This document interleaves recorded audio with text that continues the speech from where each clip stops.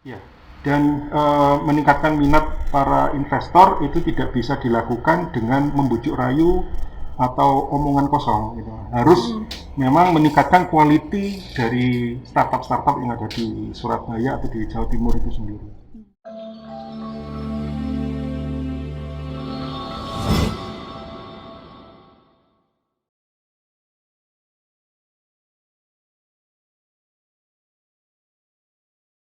Hai Sobat Pustaka, selamat datang di podcast JC. Bersama saya, tentunya Yolanda Maharani.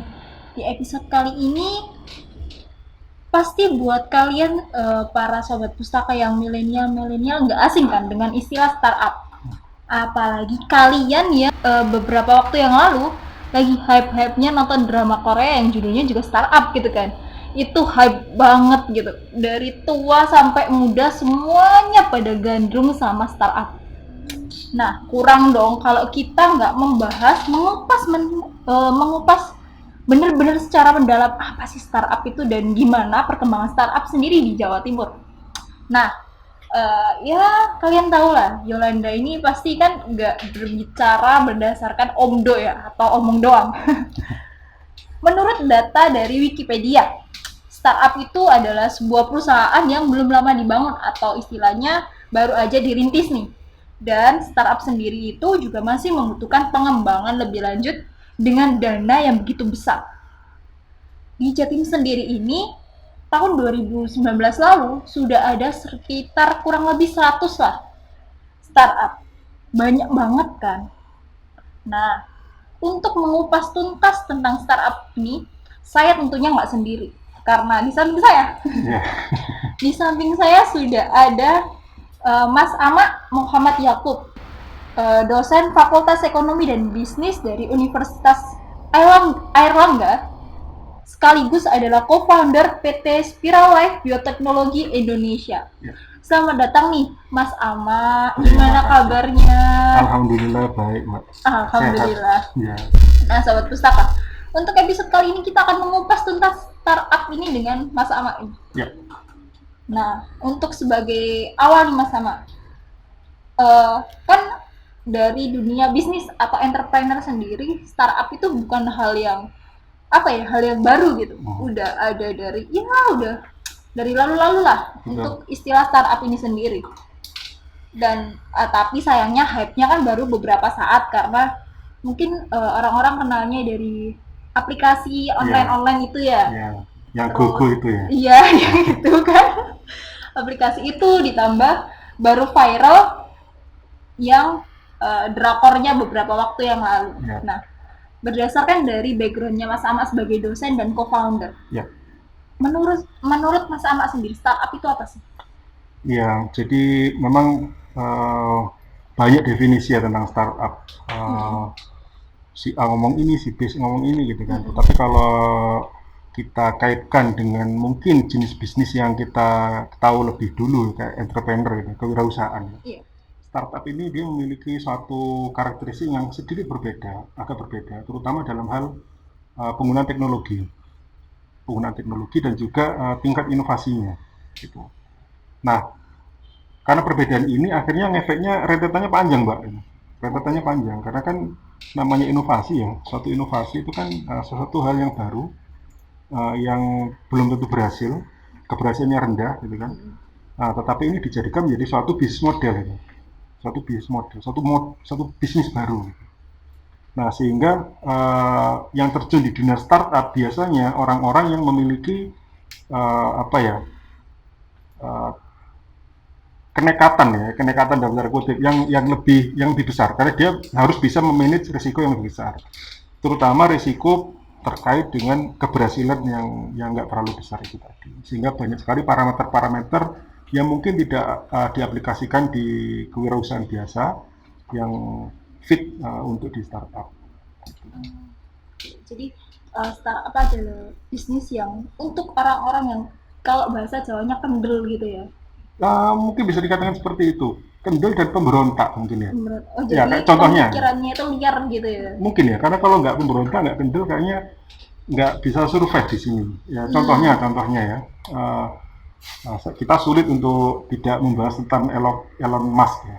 Kalau kita ngomong siapa sih startup orang yang bisa merepresentasikan ini dengan bagus, gitu kan? Ada mungkin zaman yang kemarin itu ada yang namanya Steve Jobs dan lain-lain. Kalau sekarang eranya Elon Musk. Dulu dia bikin PayPal untuk pembayaran ya. Waktu itu kan nggak ada ya. Tapi dia melakukan suatu inovasi terobosan membuat sistem pembayaran yang seperti itu. Akhirnya dia jual kan, berhasil exit. Akhirnya dia bikin yang namanya SpaceX, yang bikin roket gitu kan, Iya. bikin roket itu. Dia juga bikin Tesla. Waktu itu orang mobil yang bisa jalan sendiri, autonomous car, elektrik, autonomous car itu hanya fantasi kan. Tetapi orang kayak Elon Musk ini dia membuatnya menjadi suatu realita. Nah, waktu itu kalau kita lihat sekarang, udah berhasil ya dengan. Tapi waktu itu kan ini wong gendeng ini. Kalau nggak gendeng ya ini kan mikirnya kejauhan gitu. Iya. Sekarang dia kepingin mengkolonialisasi, ingin tinggal di Mars gitu kan, dengan bikin roket-roket itu SpaceX. Nah itu kan kalau nggak orang yang kendel, nggak orang yang nekat, nggak orang yang berani ngambil risiko, kayaknya nggak fit untuk Iya, dengan pemikiran-pemikiran yang untuk manusia saat ini mungkin di luar nalar banget gitu ya. Iya, untuk manusia kebanyakan ya, karena kayaknya Elon Musk juga masih manusia ya. Masih.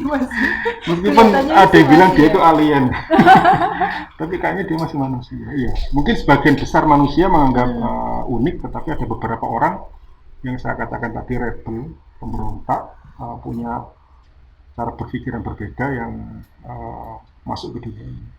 Nah, dari pendapat atau pandangan Mas Ahmad sendiri tentang startup itu, apa sih yang membuat akhirnya Mas Ahmad memutuskan untuk konsen di dunia startup itu sendiri? Ya. Oh, jadi ada alasan praktis, ada alasan yang agak sedikit filosofis. Yang agak sedikit filosofis, nah ini saya katakan dulu itu saya ini kan dosen ya, dosen di Fakultas Ekonomi dan Bisnis. Sementara sekarang ini dosen tuh kalau cuma ngomong saja itu nggak bisa memberikan sesuatu yang experience ya. Pengalaman untuk para mahasiswanya Iya, gitu. karena kalau bilang knowledge saja, semua sudah bisa baca buku atau buka Google atau buka aplikasi yang atau startup aplikasi tertentu yang dia jualannya itu nulis terkait startup gitu. Artikel-artikel gitu. Bisa artikel, bisa juga pelatihan-pelatihan, gitu kan. Nah, itu makanya saya kepingin jadi dosen yang tahu seluk-beluknya dan merasakan sendiri dan terjun langsung di dalamnya. Itu landasan filosofi. Bisa memberikan ibaratnya ucapan sekaligus contoh nyata nih di dunianya itu seperti apa gitu. Betul. Kayak saat kita ngomong kalian yang mahasiswa harus berani ngambil risiko gitu. Tapi kita nggak pernah ngambil risiko sendiri. Unik kan? Nggak pernah merasakan debar-debarnya taking the risk gitu kan. Nah, itu filosofis. Ternyata tapi ada alasan yang lebih praktis sebenarnya. Lebih praktis. Sebenarnya waktu itu saya kan ngambil PhD ya di Belanda. Nah, di situ ketemu sama teman. Teman ini ya dari Indonesia, cuman saya ngambil operation supply chain, dia ngambil bidangnya itu mikrobiologi. Riset-riset dia banyak mengenai mikroalga. Nah, waktu itu dapat trigger dari profesor dia. Indonesia ini itu gudangnya spesies-spesies mikroalga yang unik gitu loh, yang hanya dimiliki Indonesia. Dan itu memiliki potensi untuk dikembangkan dengan sangat bagus gitu. Karena untuk mikroalga itu kayak gini, jadi kayak makroalga mungkin banyak tahu, makroalga itu rumput laut. Ya. Kalau mikroalga itu rumput laut tetapi mikron, jadi kecil. Ya, bentuknya kayak serbuk-serbuk gitu. Kayak serbuk, kalau dia udah dimatiin, udah dijadiin serbuk. Kalau masih hidup, dia makhluk hidup yang tinggal di air, bisa air laut, air tawar maupun air limbah. Nah, profesornya teman saya ini tadi rugi, kamu nggak mengembangkan di Indonesia dengan potensi yang segitu dengan potensi besarnya. Karena untuk mengembangkan mikroalga ini dibutuhkan matahari, air, talent, knowledge, kan? Air banyak di sini, matahari dibandingkan Belanda, bandingkan Eropa, bandingkan Amerika ya sini melimpah sepanjang tahun. Di Amerika ada produksi mikroalga, tetapi kalau musim dingin ya harus berhenti atau going indoor. Nah, di dalam ruangan ya kan harus ada penangkaran yang ada di dalam. Betul, dan pakai matahari buatan, which is itu costly. harganya jadi mahal. Diekspor di Indonesia, atau kalau kita mengimpor harganya naik mahal gitu. Nah, kalau kita kembangkan di sini, kita nulisnya tahu, karena belajar di Belanda, di Eropa, ya kenapa tidak gitu.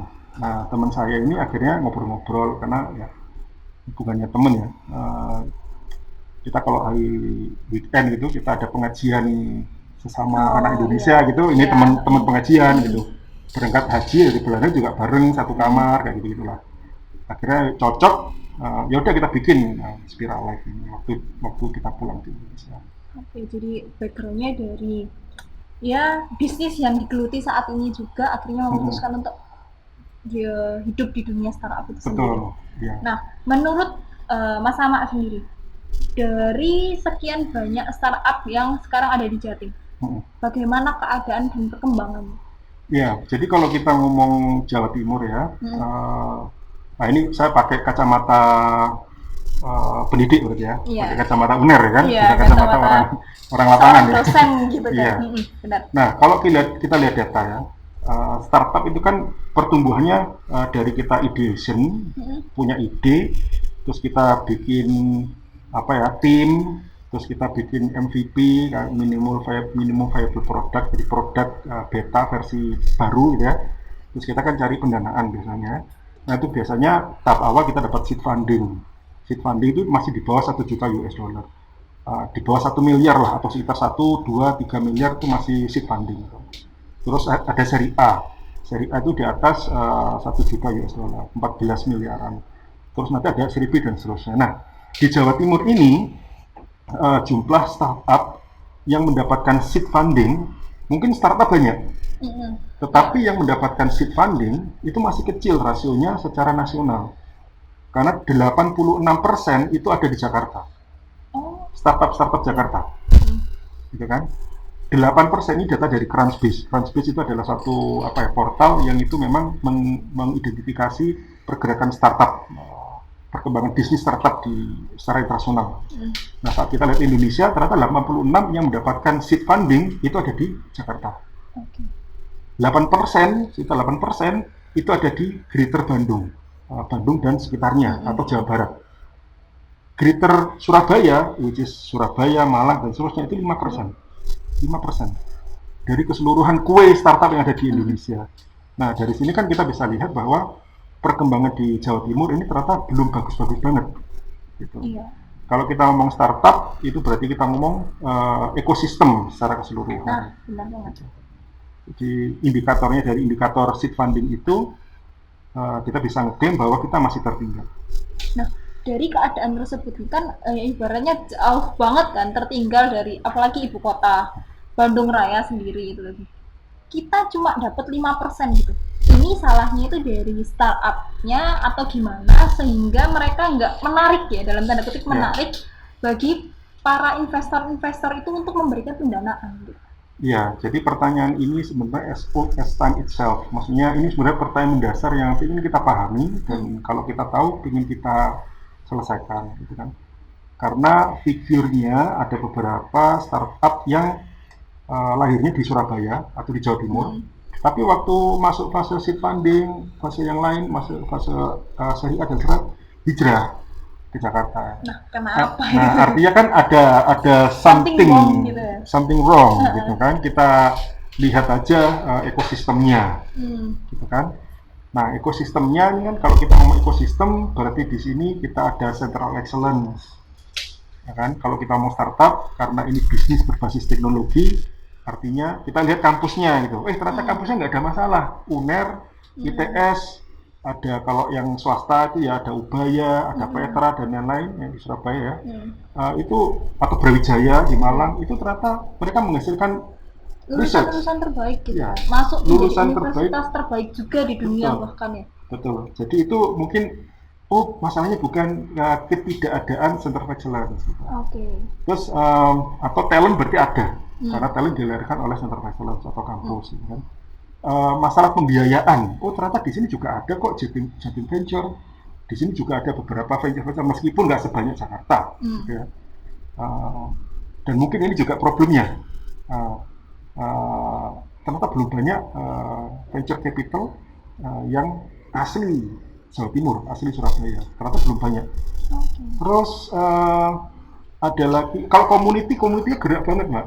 Komunitasnya tuh bagus banget. Salah satu yang bagus lah ya inilah kita mengheritage apa ya, semangat bonek ya. Karena startup itu cocok untuk orang-orang yang mengambil risiko. Nah, Resikonya kok. Jawa Timur, Surabaya ini akeh bonek gitu. Jadi secara orangnya itu punya potensi sebenarnya. Ya kan? Semangatnya kan membara gitu. Betul. Cuman mungkin yang saya lihat problemnya adalah pemerintah juga kita juga sering mendengar bahwa pemerintah punya keinginan gitu kan untuk bergerak menggerakkan startup lebih maju lagi. Nah, artinya kita melihat sebenarnya potensi komponen-komponen itu ada. Mungkin problemnya adalah belum ada wadah yang mengkolaborasikan mereka, mengorkestrasi menjadi ketemu antar masing-masing pihak ini untuk sama-sama mengembangkan ekosistem yang ada di Jawa Timur. Mungkin itu yang menjadikan kita masih tertinggal.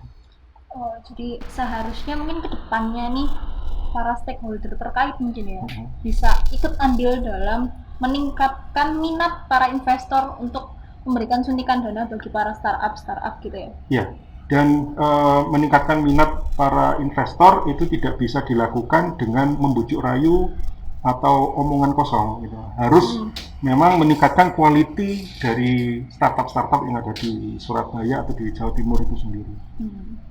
Kalau mereka bisa memberikan inovasi bisnis model, saya rasa karena kepentingannya ini dua pihak, bukan hanya startup yang butuh pendanaan, tetapi yang mendanai ini butuh startup. Karena mereka punya duit, kalau nggak dibelanjakan ya mandek, ya kan? Nggak muter lagi. Iya, padahal duitnya juga belum tentu duit mereka, itu juga duit masyarakat, duit pinjaman, duit yang mereka kumpulkan gitu kan. Akhirnya mereka butuh untuk nge-share itu atau membelanjakan itu ke startup atau ke portfolio yang bisa menjamin growth gitu kan. Sehingga mereka juga butuh startup, selain startup juga butuh mereka.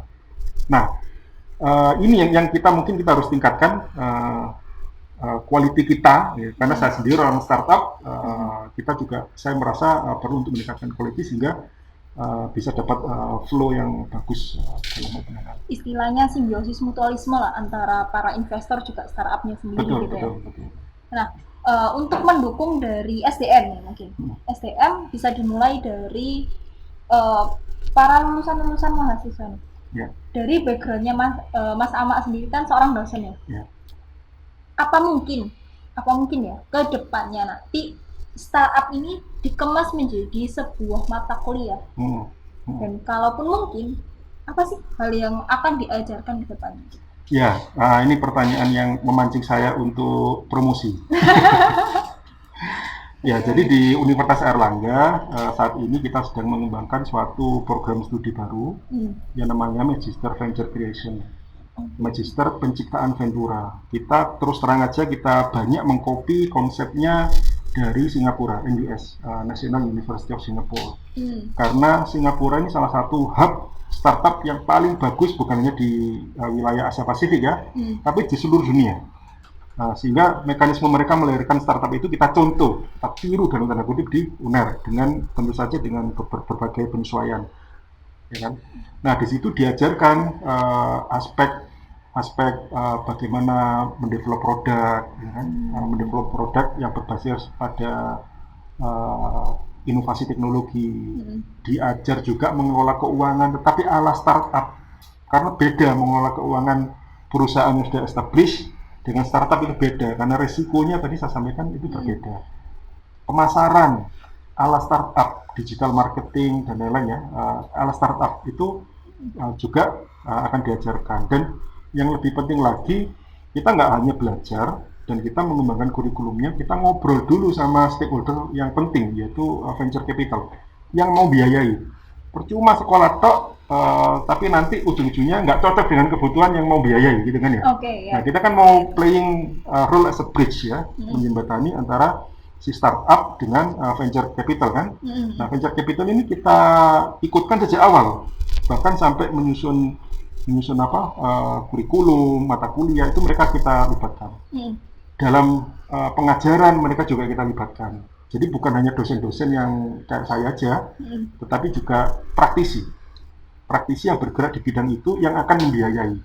Nah, dengan mereka ikut mengajar, dengan mereka ikut menyusun kurikulum, diharapkan output nanti mahasiswa lulusan kita itu nanti akan sesuai dengan kebutuhan mereka untuk invest. Gitu. Jadi nanti ujung-ujungnya akan ada presentasi ke mereka gitu ya, Hmm. untuk mendapatkan support dana. Programnya bagus banget nih, udah ada nih, bukan dibayangin tapi udah ada di UNER sendiri itu Nah ya. sebenarnya masih di develop karena Oh, oke. ya mekanismenya di UNER itu atau di seluruh perguruan tinggi di Indonesia itu kita harus mendevelop konsepnya secara bagus. Setelah itu kita harus mendapatkan persetujuan dari rektorat, terus dari senat akademik. Itu sedang kita ada di situ. Insya Allah semester depan kita bisa mulai buka Sudah bisa dibuka. untuk mahasiswa baru. Nah, mungkin para sahabat pustaka nih yang tahu atasnya dari dunia startup itu sendiri, taunya startup itu identik dengan fintech, ya kan, finance and technology gitu kan. Dengan kebanyakan melihat startup ya itu aja gitu kan. Sejauh ini kan ya kita bisa tahu lah. Sebenarnya ada lini lain nggak sih untuk inspirasi nih? Mungkin di luar sana ada sahabat pustaka yang ingin membuat startup tapi bingung gitu. Kok fintech tok iki bingung aku apa meneh gitu. Menurut Mas Sama? Iya, jadi memang definisi startup itu kan bisnis yang involve yang ada unsur teknologi inovasi gitu kan ya. Nah, inovasi teknologi itu bukan hanya information teknologi. Teknologi itu ada juga yang lain-lain. Salah satunya mungkin yang sering kita dengar bioteknologi, biotek, ya kan? Nah, sehingga membuka kemungkinan untuk membuat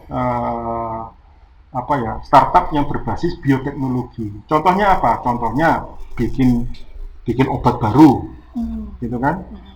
Bikin produk-produk untuk support kesehatan di Indonesia. Contohnya ada teman saya nih, sorry kalau mendengar ya, dia itu seorang dokter anak, keren banget, dokter anak spesialis ya, tetapi dia juga tertarik untuk bergerak dalam bidang startup. Dia melihat ada permasalahan nih. Nah, karena startup itu harus start dari permasalahan. Ada problem apa, terus ada inovasi untuk menjawab permasalahan itu. Kalau nggak gitu nggak ada bisnis ini. Nah, permasalahannya adalah popok-popok yang ada sekarang, Pampers gitu ya, Pampers itu mereknya. Popok lah, popok bayi, popok instan. Nah, itu nggak ada yang dikhususkan untuk bayi-bayi yang prematur, yang beratnya rendah sekali. Ya kan? Nomor 0 itu pun masih terlalu besar. Padahal kasus prematur besar banyak.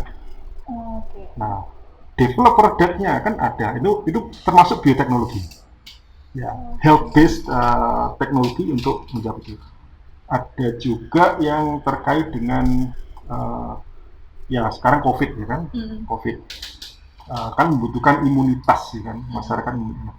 Bagaimana mengangkat kekayaan lokal, ya, kekayaan hayati lokal atau yang ada di Indonesia ini dicari yang bisa untuk membantu support immunity. Nah, itu juga bagian dari bioteknologi. Jadi persilangan antara ilmu biologi dengan ilmu teknologi. Nah, itu sebenarnya sangat dibutuhkan kalau menurut saya. Dan kalau tadi sempat membahas tentang Jawa Timur ya, mungkin ya, karena suatu daerah punya diversifikasi yang sendiri-sendiri ya, kekhasan sendiri ya. Mungkin Jawa Timur ini perlu untuk fokus ke salah satu bidang yang itu nggak bisa dikejar oleh daerah lain. Apa nih? Mungkin bioteknologi, mungkin. Saya kurang. Ya karena kalau kita ngomong infrastruktur teknologi informasi gitu ya, kayaknya sulit untuk mengejar Jakarta. Udah numpuk di sana. Mau yang marketplace, Tokopedia dan lain-lain ya, mau yang reading hail kayak Gojek, Grab dan lain-lain itu ada di sana. Itu udah terlalu besar gitu loh. Terlalu besar kalau kita mau nge-grab kue itu untuk lari ke Jawa Timur kayaknya agak sulit itu. Ada beban tersendiri untuk menarik itu ya. Iya, karena karena kalau kita ngomong mengembangkan startup itu kita perlu untuk menciptakan ekosistem yang sehat. Nah, di Jakarta mungkin sudah sangat sehat untuk ekosistem itu. Okay. Nah, sementara untuk bioteknologi ini saya melihat di Indonesia secara keseluruhan, Belum ada pasarnya. saya rasa belum ada daerah tertentu yang state saya mau mengembangkan ini. Jadi kalau bioteknologi startup ada di Jawa Timur, atau ada di Jawa Tengah, atau di Bali, atau di Sumba, atau kita nggak tahu. Itu saya belum pernah mendengar itu. Kebanyakan teman-teman di pemerintahan ya, orang di pemerintahan, kebanyakan bicaranya masih digital transformation, information technology, startup, bla bla bla. Sementara untuk bioteknologi sudah ada yang membicarakan itu, tapi saya sangat parsial.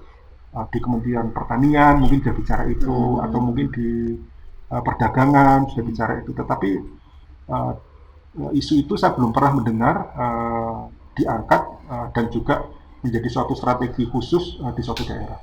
Mungkin Jawa Timur bisa menjadi pionir. Bisa jadi pionirnya. Mungkin bisa dengan menjadi pionir. didukung ya kita nggak kalah lah dalam segi pendidikan untuk kesehatan sendiri gitu. Kesehatan ada di sini, terus pertanian kita punya Brawijaya, terus masalah bioteknologi itu juga ada di banyak tempat di Jawa Timur. Di potensinya sendiri itu kita punya gitu kan. Saya rasa iya. Dan bioteknologi ini akan terus dibutuhkan selama manusia masih hidup, butuh makan. Ya, ya kan? Selama masih ada manusia yang sakit, dia butuh obat. Ya, selama ada manusia yang makan, dia butuh inovasi dalam sumber makanan, pemenuhan protein, pemenuhan gizi dan sebagainya. Apalagi di Indonesia ini kita belum selesai sama yang urusan stunting. Nah, itu masih jadi salah satu problem. Betul, itu kan problem. PR banget sih. Padahal startup itu hanya bisa survive, bisa growth kalau dia bisa ada problem statement yang jelas. Nah, ini problemnya jelas, stunting. Problemnya jelas, kita bahan baku untuk industri kesehatan itu 95% kita masih impor. Jadi kalau negara lain nutup nggak mau jual obat ke kita nggak punya obat. Kira-kira bahaya nggak? Iya, bahaya banget. Bahaya sekali kan? Iya, bahaya banget. Bahkan teman-teman yang bergerak di bidang ini, di industri ini bilang, iya 95% kita masih impor. Dan itu kenyataan. Pak Jokowi juga udah tahu dan udah punya strategi untuk menyelesaikan itu 5 tahun atau 6 tahun yang lalu, tapi sekarang angkanya masih 90 sekian. 95, 94. Artinya intervensi selama ini kan belum selesai. Nah, artinya kalau startup digerakkan ke bioteknologi untuk mereduce ketergantungan kita terhadap impor obat ini, mungkin bisa menurunkan angka itu. Nah, secara keuangan negara akan bagus, secara bisnis juga akan bagus, ketahanan juga akan lebih bagus. Nah, itu sebenarnya yang dilakukan di Spiralife, Mbak. Di perusahaan kami kita berusaha untuk masuk ke segmen itu, tetapi wabil khusus bahan-bahan yang berasal dari mikroalga. Nah, untuk mempersingkatnya, dari Mas Mamak sendiri, apa sih yang harus dilakukan sebuah startup agar dia itu nggak start terus nih, jadi harus up gitu. Jadi apa sih tips and trick gitu? Ya, kalau dari saya ya, ini berdasarkan pengalaman ini, jadi lebih ke pakai topi yang beda ya, pakai topi sebagai orang lapangan ya kan. Saya rasa nggak boleh puas, harus selalu belajar. Terus ya nggak boleh puas, harus selalu belajar. Terus jangan baper, nggak boleh kalau gagal sekali terus ya udah, gagal 2 kali ya udah, 3 kali, 4 kali, 5 kali, 10 kali, 100 kali harus tetap bisa bangun lagi. Itu. Nah, untuk bisa melakukan itu kita butuh partner yang sevisi, ya kan, yang memang terjun di startupnya itu bukan hanya nyari duit, karena kalau nyari duit itu motivasi yang paling lemah menurut saya. Sekali gagal, 2 kali gagal, kehilangan duit kan, nyerah, aneh wis, gitu kan. Tapi kalau dia memang masuknya di startup ini punya misi menyelesaikan satu problem tertentu, yang problem itu benar-benar bikin dia sakit hati, bikin dia heartbreak, ya kan? Itu akan lebih bisa membuat dia untuk stay, karena sakitnya gagal itu tidak lebih sakit daripada lihat masalah itu masih ada. Saya rasa itu penting sekali karena lebih ke aspek mental, saya rasa, untuk bisa menjadikan startup itu berhasil atau tidak. Itu salah satu. Selain juga network dan lain-lain, tapi itu harus cari. Itu POV-nya atau point of view-nya, poin utamanya dari agar startup itu ada peningkatan gitu ya. Iya, never stop learning dan juga jangan baper. Cara jangan baper itu tadi harus meyakini yang dilakukan itu larger than the business itself, lebih besar daripada bisnis itu sendiri. Nah, oke. Untuk mempersingkat waktu lagi karena sebenarnya ini masih banyak yang mau diomongin kan, tapi ya gimana lagi dikejar waktu ya, Iya, Mas iya, ya. iya. Oke. Nanti ini apa yang denger udah bosen gitu. Nah, untuk closing statement nih, apa sih yang mau Mas Ahmad sampaikan mungkin untuk stakeholder terkait Ya. atau para sahabat pustaka yang muda-mudi nih yang mau Ya. membuat startup itu sendiri?